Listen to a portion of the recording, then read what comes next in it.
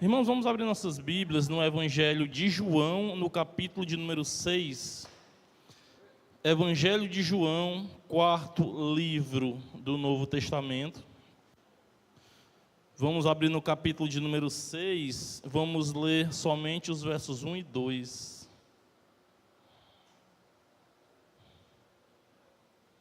Enquanto os amados procuram João 6, queria saudar com a paz do Senhor os nossos queridos e amados irmãos que nos acompanham aí pela internet. Irmãos, pega a tua Bíblia, você que está assistindo pelo computador, abre aí uma outra aba e acompanhe o que será dito aqui essa manhã, irmãos, que eu creio, em nome de Jesus Cristo, que será de grande edificação para as nossas vidas. Todos encontraram, amém? João 6, aleluia, louvado seja o nome do Senhor.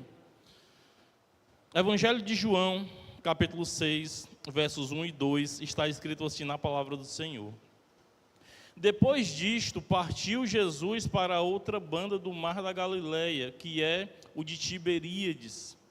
E grande multidão o seguia, porque via os sinais que operava sobre os enfermos. Oremos, irmãos. Soberano Deus e eterno Pai, nos encontramos diante da Tua santa presença nesse momento, Pai, nesta manhã, para Te agradecer, Senhor, por mais um dia. Para Te agradecer, Senhor, por mais uma semana que passou e Te pedir, Senhor, abençoa essa semana que se inicia, Pai. Ser conosco, meu Pai, sempre, sempre, nos dando livramento, nos dando o pão de cada dia, nos dando, Pai, nos enchendo da Tua sabedoria, Senhor, e do Teu fortalecimento e da capacitação do Espírito Santo, Senhor, pelo qual nós poderemos vencer o mal e o pecado que tão tenazmente nos assedia e quer nos distanciar da Tua santa presença, Senhor. Pai amado, Pai querido, abençoa cada um que está aqui, meu Pai, e as suas famílias, abençoa também, Pai, aqueles que não puderam ouvir, abençoa, Senhor, poderosamente aqueles que nos acompanham pela internet e as suas famílias, Senhor. Nos dá, Senhor, cada dia mais e mais, derrama cada vez mais e mais do Teu amor, da Tua graça, da Tua bondade sobre as nossas vidas, Senhor. Sim, meu Pai, te peço também, me usa com poder, Pai, pois confesso e reconheço que de mim nada pode sair, nada eu posso fazer sem a presença do Teu Santo Espírito. Me usa com poder, meu Pai, para pregar esta palavra, Senhor, com poder e unção do alto, e que cada coração que vai recebê-la, meu Pai, receba de bom grado, Senhor, como uma terra fértil que vai receber a santa semente do Evangelho, e que frutifique, Senhor, e gere muitos frutos para o Teu reino, Pai. Sim, Senhor, pois aqui nós choramos, desde já te agradecemos em nome do Senhor Jesus. Amém, e graças a Deus. Irmãos, hoje nós vamos ver o que este capítulo 6 do Evangelho de João tem a nos ensinar. Na mensagem de hoje, irmãos, nós vamos analisar o capítulo 6 de João como um todo. É um capítulo grande, irmãos, tem 71 versículos, é claro que a gente não vai ler nenhum deles, nós não teríamos tempo hábil. Mas a gente vai entender hoje, irmãos, alguns pontos que eu destaquei aqui e ver como essa passagem pode edificar as nossas vidas, o que este capítulo tem a nos ensinar. Mas, meu querido e minha querida, antes mesmo de fazer alguma observação ou aplicação do texto, a gente precisa entender o que é que estava acontecendo aqui. Entender o plano geral, entender o todo. E eu quero que você leia comigo alguns versículos, versos 1 e 2, mais uma vez, que é o texto inicial. Diz assim: depois dessas coisas, atravessou Jesus o mar da Galileia, que é o de Tiberíades. Verso 2: seguia-o numerosa multidão, porque tinham visto os sinais que ele fazia na cura dos enfermos. Primeiro destaque, irmãos, do texto, é que Jesus Cristo atraía após si numerosa multidão, o texto diz. Uma multidão, irmãos, atônita, porque via que aquele Galileu estava operando grandes sinais. Pessoas, irmãos, testemunhavam paralíticos voltando a andar. Cegos, irmãos, tendo as suas visões restituídas. Vidas que eram livres.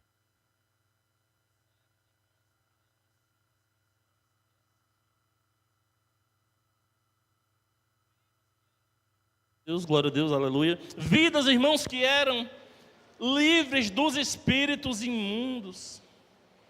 Leprosos sendo limpos de suas lepras, pessoas que ao se encontrarem com o Filho de Deus, tinham a sua saúde restituída,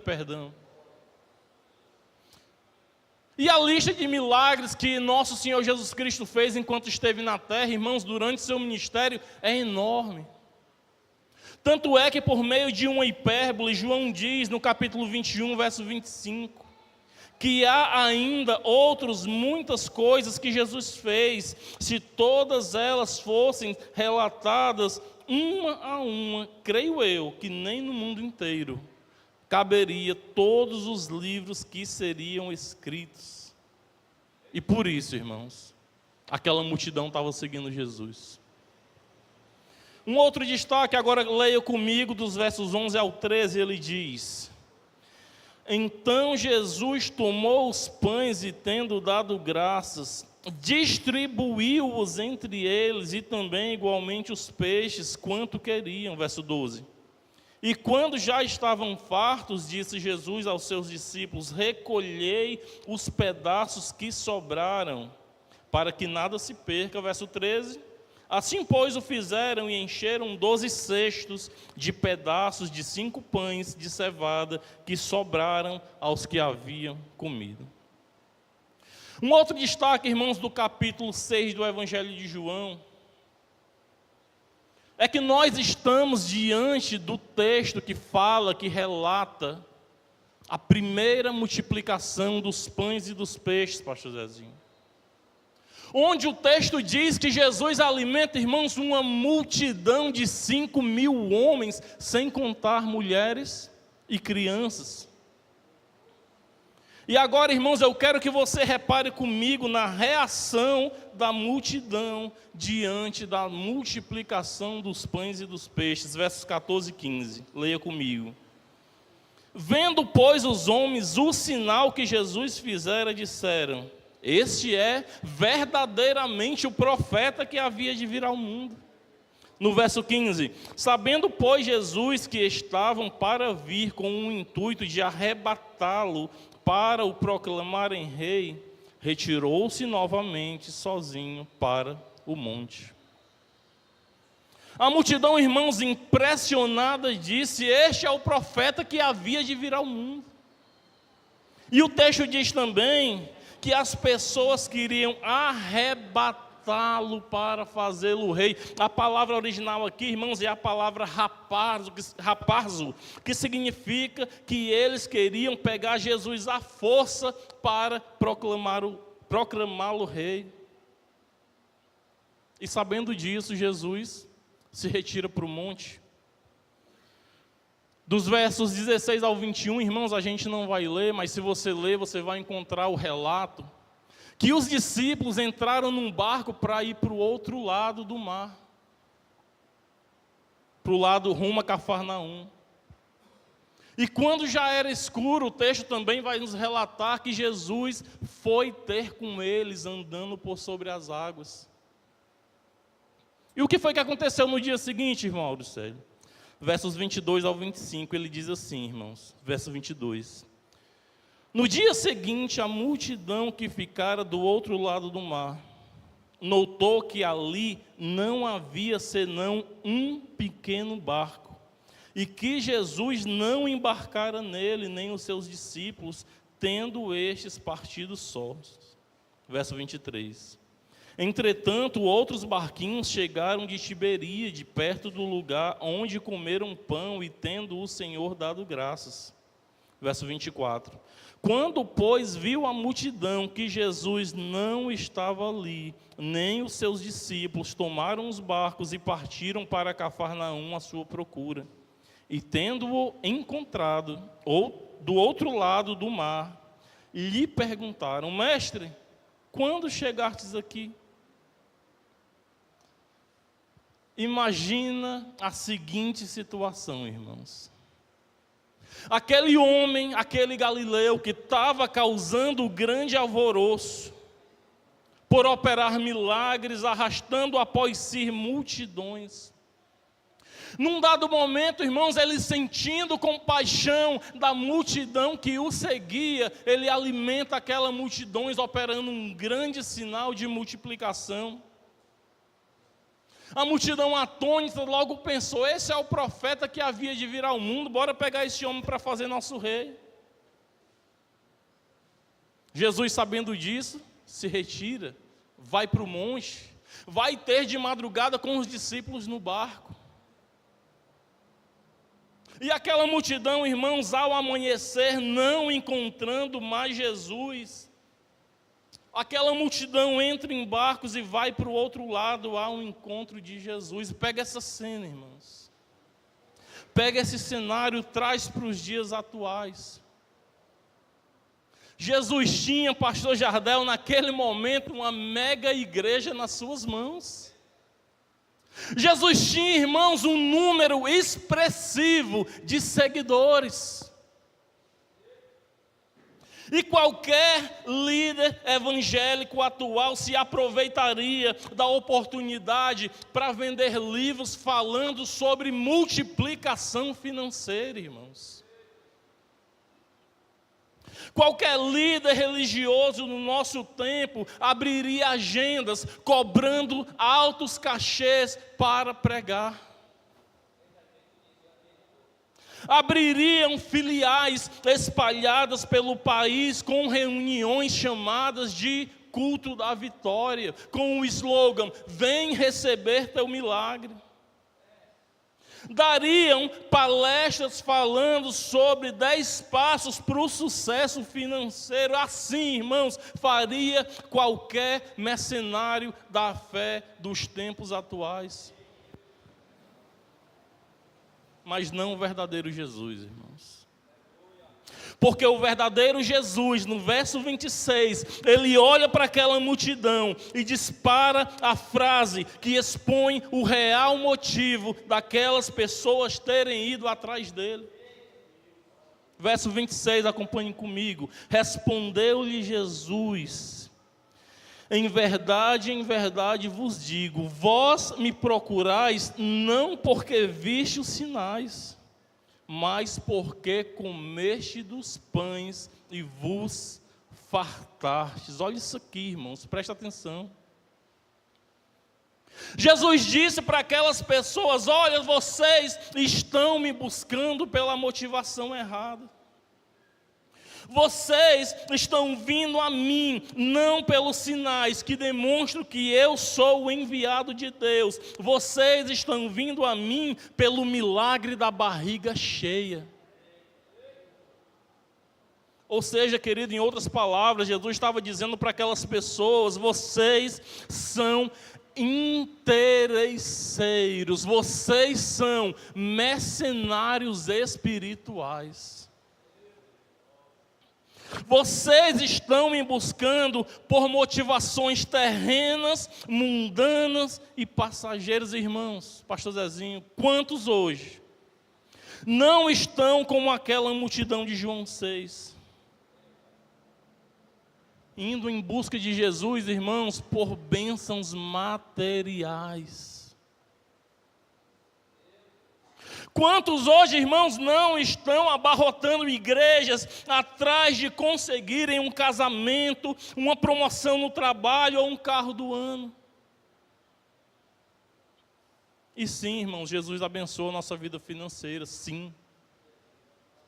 A tua fonte de renda, se é honesta, foi Jesus que abriu a porta. O pão de cada dia, foi Ele quem colocou na nossa mesa, irmãos. É Ele quem coloca todos os dias. Mas Ele não quer, irmãos, que a gente o busque por causa do material. Ele quer que a gente busque por causa do que é eterno. E Ele deixa isso claro, irmãos, no verso 27, quando Ele diz, acompanhem comigo: trabalhai não pela comida que perece, mas pela que subsiste para a vida eterna, a qual o Filho do Homem vos dará, porque Deus, o Pai, o confirmou com o seu selo. Ou seja, irmãos, Jesus nos dá sim o pão de cada dia, mas seu conselho é que o nosso foco esteja no pão que subsiste para a vida eterna.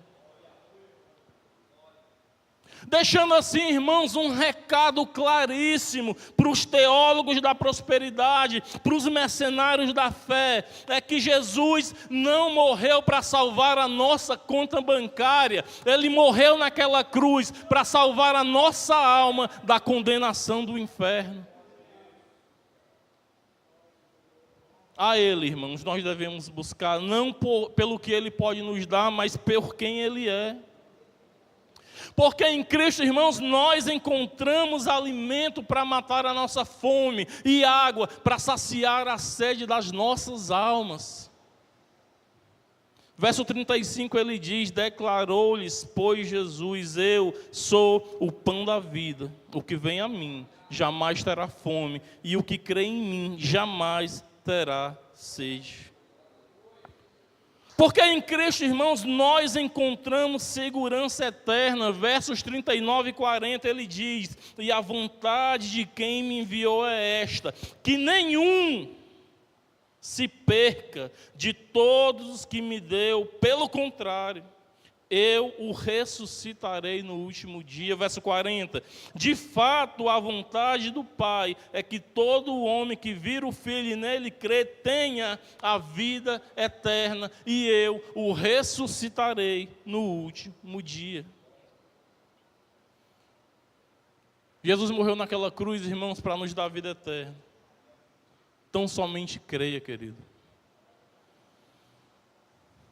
Mas a tragédia espiritual do nosso tempo é que a igreja moderna criou para si um Jesus de plástico. Um Jesus que não é o Rei da Glória. Um Jesus que não tem na sua cabeça uma coroa, mas tem um daqueles microfones de atendente de telemarketing pronto para anotar o teu pedido. Esse é o Jesus da igreja moderna, querido. Um Jesus que existe somente para satisfazer os caprichos do ser humano. Um ídolo moldado pela cultura, um ídolo moldado pelo evangelho de consumo. Um Jesus, querido, que não é Senhor, está mais para um Jesus que é servo do homem.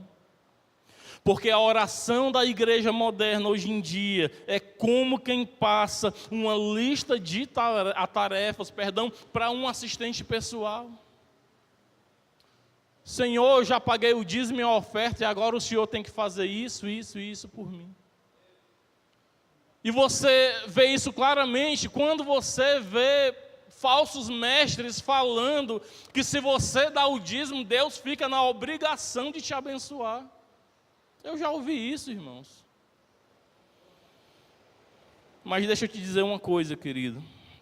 Se o Jesus que você segue é o Jesus da igreja moderna, saiba que esse Jesus não tem poder para salvar a tua alma, porque ele é falso.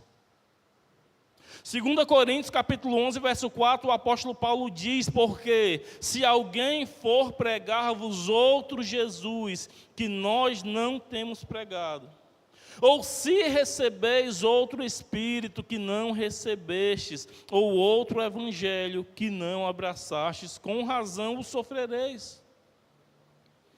Cuidado, querido, com o Jesus pregado na igreja moderna. Cuidado com o evangelho de barganha. Gálatas capítulo 1, verso 8, o apóstolo Paulo fala: mas ainda que nós mesmos, ou um anjo do céu, vos apresente outro evangelho, considere anátema. O falso evangelho, querido, deve ser rejeitado porque é maldito. Eis aí o significado da palavra anátema. Agora, irmãos, vamos dar um salto no texto. Eu quero que você vá comigo para os versos 60 e o 66. Acompanhe comigo, ó. 60. Muitos dos seus discípulos, tendo ouvido tais palavras, disseram: duro é este discurso, quem pode ouvir? Verso 66, à vista disso, muitos dos seus discípulos o abandonaram e já não andavam com ele. Olha a reação dos ouvintes, irmãos, diante da pregação de Jesus. Disseram que o discurso era duro demais para que se suportasse ouvir. Ao ouvir aquele discurso, muitos, não poucos, dos seus discípulos deixaram de seguir Jesus. E outra tragédia espiritual do nosso tempo, irmãos, é que, a exemplo daquela multidão, nós vivemos uma geração que não suportaria ouvir um sermão pregado por Jesus Cristo. Não suportariam por causa da dureza da mensagem, porque Jesus, querido, não pregava para entreter, Jesus pregava para confrontar. Mas a geração atual, irmãos,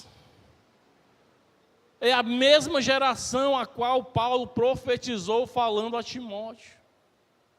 É a geração a qual Paulo aponta para frente e diz: Timóteo, virá dias em que vai atrás de ouvir o que massageia o seu ego.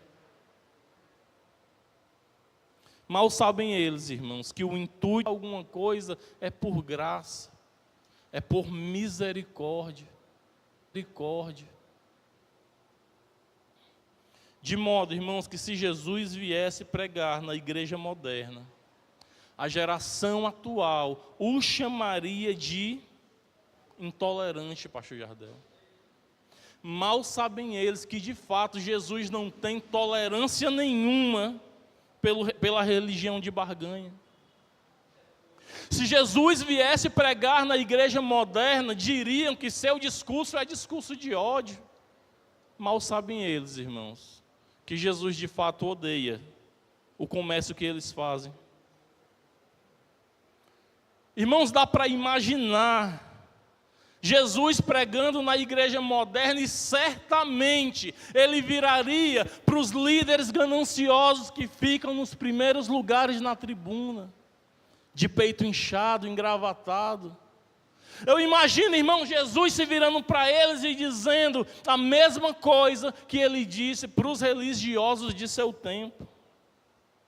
Ai de vós hipócritas, raças de víboras, sepulcros caiados, lobos em pele de ovelha, filhos do inferno, guias cegos.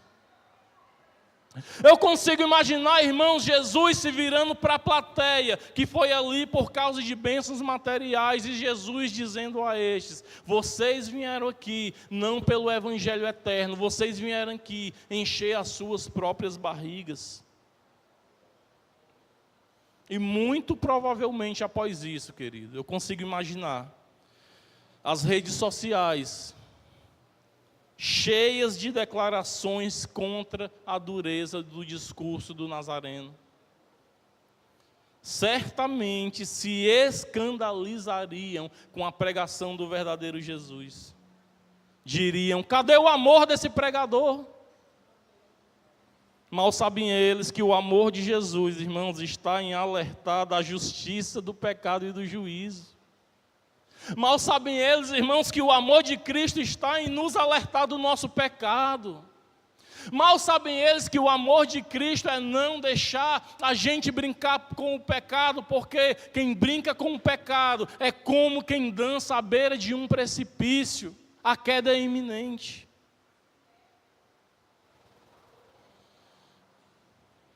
Mas voltando para o texto, irmãos, afinal de contas, irmão Auricélio, o que foi que Jesus falou de tão sério para ele ter deixado a multidão ofendida? Vamos ler os versículos anteriores ao verso 60. Acompanhem comigo, irmãos, do verso 52 ao 58.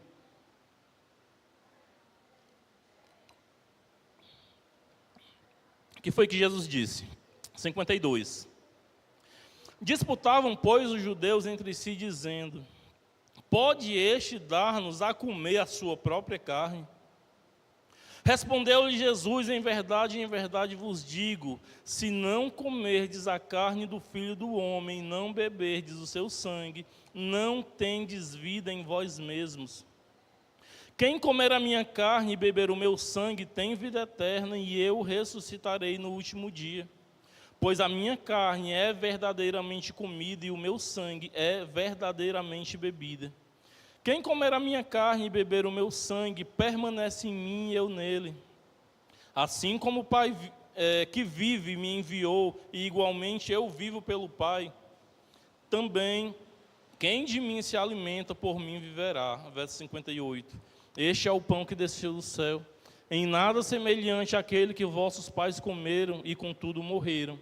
Quem comer este pão viverá eternamente. Irmãos, Jesus ofendeu aquela multidão ao usar uma metáfora de canibalismo. Ele fala, irmãos, de comer carne e beber sangue. Irmãos, isso aqui nos ouvidos de uma plateia que era de judeus era escandaloso, irmãos. Um público, uma plateia que tinha leis muito rígidas quanto ao se alimentar de sangue. Mas Jesus, irmãos, explica o que é que ele estava falando para não correrem um risco. Jesus estava pregando canibalismo. Jesus fala no verso 63, na parte B do versículo: as minhas palavras são espírito e vida. Ou seja, irmãos, o teor do que Cristo estava dizendo não era material, era espiritual. Porque o que a gente come, irmãos, vem para dentro da gente. As palavras de Jesus devem estar dentro de nós. Cristo é a palavra. Se alimentar de Cristo significa ler, ouvir, receber as palavras de Cristo, o Evangelho, a sã doutrina, e permitir que elas estejam dentro de nós, para que a gente permaneça nele e ele permaneça em nós, irmãos. Isso é se alimentar de Cristo. É ter a lei de Deus escrita na tábua dos nossos corações, é ter o Espírito dele habitando dentro de nós, irmãos. Ao dizer que nós devemos comer sua carne e beber seu sangue, Jesus estava exigindo de nós rendição total e absoluta a ele. Porque, irmãos, não dá para dizer que ele é meu Senhor se nós não nos entregarmos de fato, para que ele entre, irmãos, e transforme o nosso modo de agir, o nosso modo de falar, os nossos relacionamentos, até que ele seja formado em nós, irmãos. Até que a gente não viva mais, mas para que ele viva em nós. Até que nós nos desapeguemos do material. Até, irmãos, que nós sejamos, de fato, rendidos e entregues a ele. Eis o motivo, irmãos, da evasão daquela multidão. Porque quem não está disposto a servir a Cristo não suporta um Cristo que exige a vida. Assim também, querido, é a igreja moderna. Porque a igreja moderna ama o Jesus que salva, mas tem aversão ao Jesus que exige renúncias. A igreja moderna, querido, ama o Jesus que abençoa, mas não suporta o Jesus que exige santidade. Por isso eles se vão, irmãos. A mega igreja de Jesus, pastor Jardel, foi reduzida a 12 pessoas. Dando continuidade, irmãos.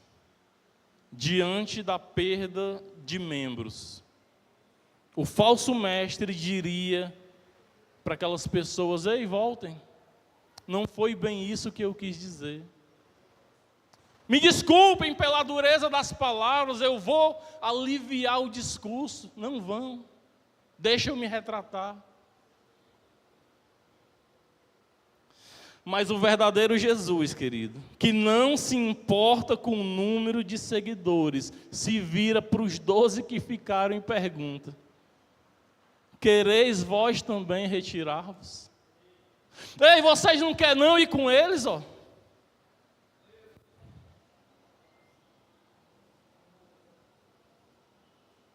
Irmãos,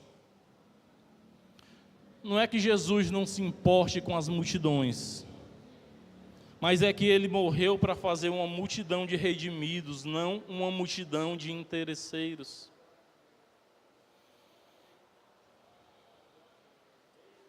Jesus quer, irmãos, pessoas que o sigam por quem ele é, pela pessoa dele, porque ele é o Filho de Deus que veio tirar o pecado do mundo. Jesus não quer que a gente siga ele porque ele pode curar o nosso caroço, nos dar um carro do ano, nos dar uma empresa, nos fazer prósperos e pessoas de sucesso. Não, irmãos. Bem aqui eu pergunto, por qual propósito você tem seguido a Cristo? Irmãos, agora eu quero que você atente comigo no verso 68. A resposta de Pedro para Jesus. Respondeu-lhe Simão Pedro: Senhor, para quem iremos se só tu tens as palavras de vida eterna? Em outras palavras, irmãos, Pedro estava dizendo: Senhor, nós não temos um plano B. Senhor, não há salvação fora de ti. Senhor, as tuas palavras são duras, mas elas visam me dar vida eterna. Senhor Jesus, na dureza das tuas palavras há amor pela minha alma. Era isso que Pedro estava dizendo, querido. Para onde iremos nós, irmãos? Para onde iremos nós? Verso 69. E nós temos crido e conhecido que tu és o Santo de Deus. Nós devemos ter, irmãos, a mesma perspectiva de Pedro.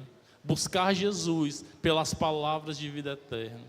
Porque o falso crente é atraído pelo Papai Noel gospel, que pode abençoar a vida delas. Porque o verdadeiro crente, ele é atraído pela voz do Senhor. Jesus falou em João 10, que as minhas ovelhas ouvem a minha voz e me seguem. A verdadeira ovelha é atraída pela voz de seu Senhor. E isso deve ser a nossa motivação, querido. Agora, irmãos, eu quero que você repare comigo no verso 70. No verso 70, Jesus diz assim, presta atenção, ó. Replicou-lhes Jesus: não vos escolhi eu em número de 12? Contudo, um de vós é diabo. Nossa reação a princípio é: o que tem a ver, irmão? Pedro fala: Senhor, para onde iremos nós se só tu tens as palavras de vida eterna? E a resposta de Jesus diante disso é: um de vós é diabo. Parece não fazer sentido, irmãos. Mas para a gente entender, a gente precisa entender o que Jesus estava dizendo era que o motivo pelo qual vocês permaneceram comigo foram as palavras de vida eterna. E mesmo assim, há um dentre vós que não é de Deus, mas é diabo. Ou seja, irmãos, é possível alguém estar recebendo uma boa teologia e mesmo assim está perdida porque não nasceu de novo. Ouvindo o mais puro evangelho, mas sem estar em Cristo. Judas, irmãos, ouviu os mais poderosos sermões. E apesar disso, ele roubava dinheiro da bolsa de Jesus, do ministério do próprio Jesus, irmão Jacques. Aquele mesmo homem vendeu Jesus por 30 moedas de prata. Jesus o chama em João capítulo 17 de filho da perdição, ou seja, irmãos, nosso pertencimento a Cristo não está no simples fato de ouvirmos uma boa teologia, mas na obediência à palavra que nós recebemos. Conclusão, irmãos. E bem aqui nessa conclusão eu espero ter ficado claro a incomparável diferença entre o Jesus das Escrituras e o Papai Noel pregado pelo evangelicalismo. Eu espero, irmãos, que tenha ficado claro que o verdadeiro Evangelho e que o verdadeiro Jesus é quem tem o poder de nos salvar. Pois o falso Jesus, pregado pelo falso Evangelho, é fruto da ambição humana e não tem poder para salvar, pois o que eles pregam são o que disse Pedro em sua segunda epístola, a heresia de perdição, irmãos. Eu espero, querido, ter ficado claro que o verdadeiro Jesus exige santidade, renúncia e mudança de mente, ao passo que o falso Jesus só exige dízimos e ofertas. E mal sabem eles que a salvação não se compra por dinheiro, mas ela foi paga com um sangue preciosíssimo, irmãos, o sangue do Filho de Deus. Qual Jesus você segue? Nós aprendemos também, irmãos, com a fala de Pedro, que nós devemos seguir a Jesus, apesar da dureza do discurso, porque não há outro que tenha o poder de nos salvar. E que a palavra de Cristo deve ser o que nos faça permanecer nele, e que em momento algum arredemos o nosso pé de sua presença, irmãos. Haja ou não multiplicação, estaremos com Cristo. Seja Ele a nossa fonte de contentamento, como está escrito em Abacuque 3, versos 17 e 18, onde o profeta diz que ainda que a figueira não floresça, nem haja fruto na vide, ou produto da oliveira minta, e os campos não produzam mantimentos, e as ovelhas sejam arrebatadas do curral, e nos currais não haja gado, todavia eu me alegrarei no Senhor, e exultarei no Deus da minha salvação. Olha essa declaração, irmãos. E nós vimos por fim, irmãos, que a exemplo de Judas, que embora ouviu sermões mais poderosos, era filho da perdição. Aprendemos que ouvir os mais poderosos sermões, só por ouvir, sem que haja arrependimento e fé, só nos garante o inferno.